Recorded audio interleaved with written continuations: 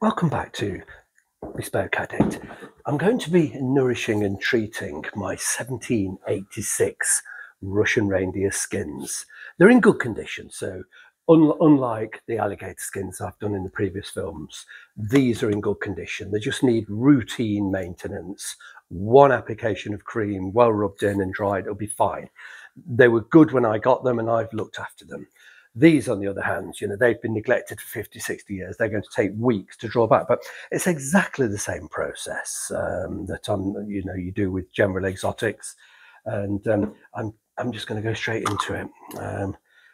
So it's a slightly lighter cream than the Pure Peers, but it will highlight different tones. I don't want to darken them. I want to sort of highlight them. They do look a little bit grotty because they've been cleaned with alcohol and it's left them looking very listless. But these are being prepared for sale. I'm going to 100% going to sell these shoes. I've discussed it and thought about it and made mutterings about it for about 5 years. And, I'm selling around about 100 pairs of shoes. And this pair, of course, has a lot of interest. And I'm going to just present them as perfectly as I can. And whoever will be the new owner will not be disappointed. They are amazing things. But selling these, it does present quite a challenge selling them because they do have a value. And the other thing is most people don't realize what this skin is. So if I just put it on eBay, it will attract a lot of genuine attention, undoubtedly. But it also attracts a lot of nonsense from people that do not know about rare skins, exotic skins, bespoke shoes, etc. And I'll just be bombarded with lunacy questions that quite honestly will be a nuisance and a waste of time. And that could sort of very well prevent me dealing with a genuine case.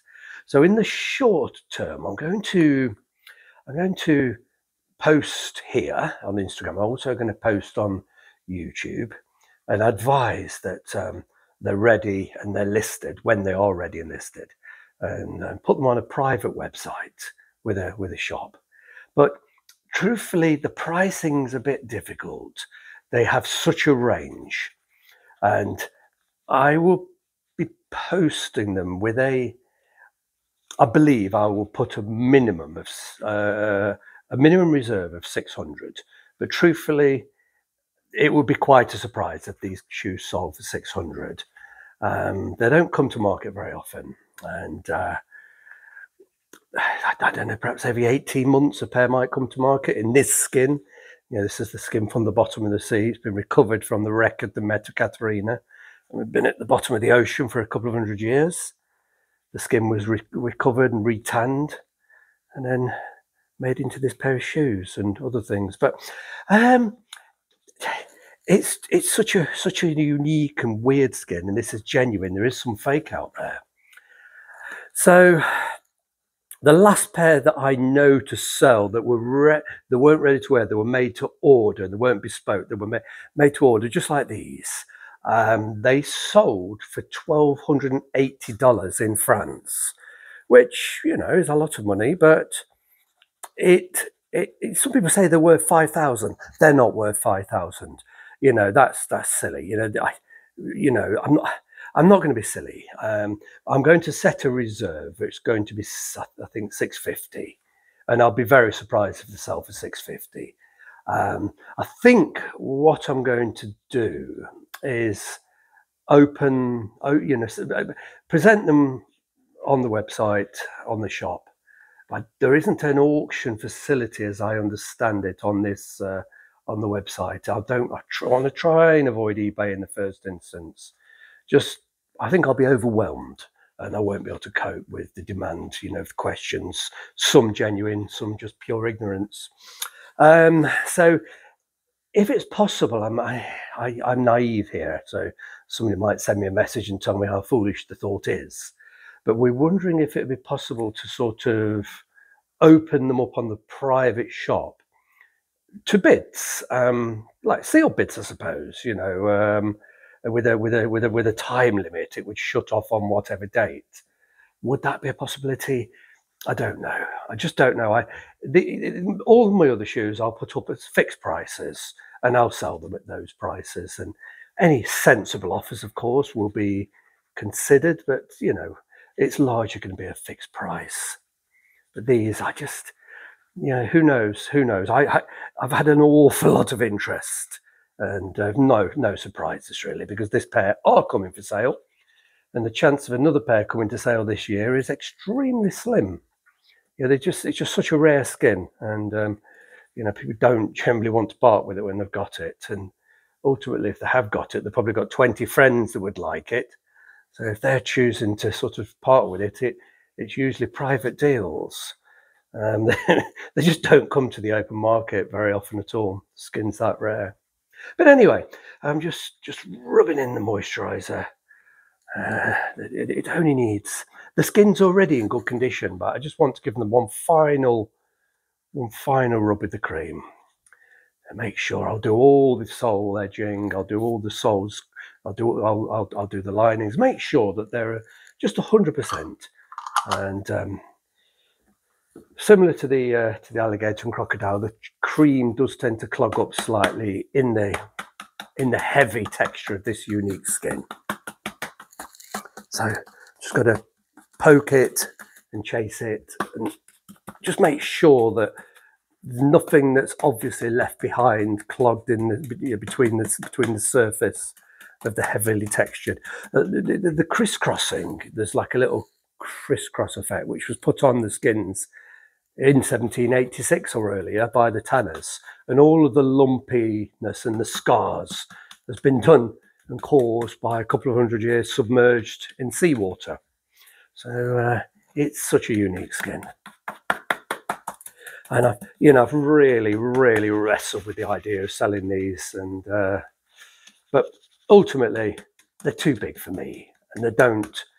I have to wear them with very thick insoles to stop them sliding around, but they just don't look good on me because they're too big. I look down at my skinny little legs, and these shoes just appear too big. They're not massive. They're about do they have any markings? I can't remember.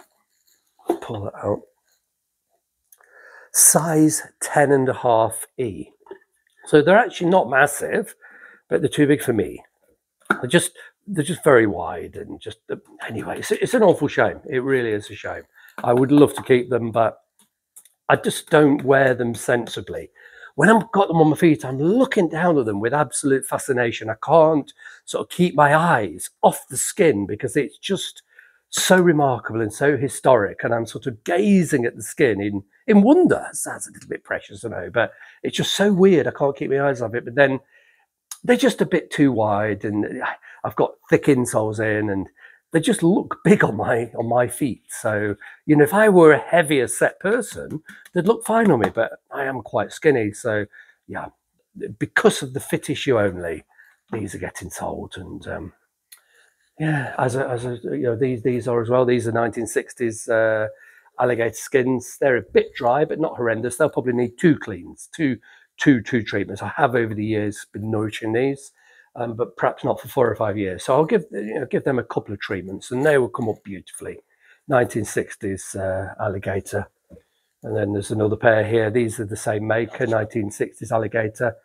Probably only need one treatment with the cream. And lovely shoe. Slightly, actually, I said it's alligator. It's not. It is caiman. And most people know caiman as being very lumpy. It's got all scars on the scales. That's from the belly of the animal, and the back is extremely horny. You couldn't make shoes, but this is actually from the flank of the creature, between the legs, sort of the rib area. So the back's very spiny. The back, the belly that goes down onto the ground is all sort of pock-marked, but the skin down the flank is actually lovely, and it's very spidery. It's sort of the scales are so erratic, and it looks like a spider's web. Whereas if we look directly at the brown ones, you can see the scales are just more ordered. They're in lines and rows, and they're just more erratic and spider-like. For years, I believed they were alligator, and then I realized, having studied the skins a bit and studied various sites, that they're actually caiman. So, but either or, they'll make a lovely shoe for somebody else. These actually fit me really rather well.